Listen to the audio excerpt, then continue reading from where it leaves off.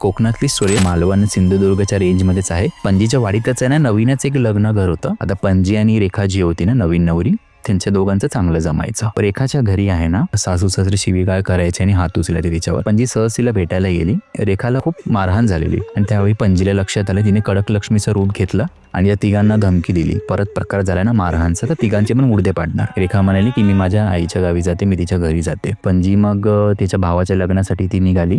5-6 दिवसानंतर पणजी रिटर्न आली. खळं पाण्याने धुवायचं होतं. खंडा घेतला आणि विहिरीजवळ गेली. विहिरीपासून काही अंतरावर तिला एक बाई दिसली. मोठमोठ्याने रडत होती. पणजीच्या लक्षात आलं, अरे ही तर तिची मैत्रीण आहे रेखा. पणजी वाटतं बॅटरी आणायला गेली आणि रिटर्न येईपर्यंत रेखा दिसली ना. त्याच वेळेला तिची एक जाव आली. नवीन नवरी रेखा विहिरीजवळ रडत होती. आता जाव हे ऐकून घाबरली.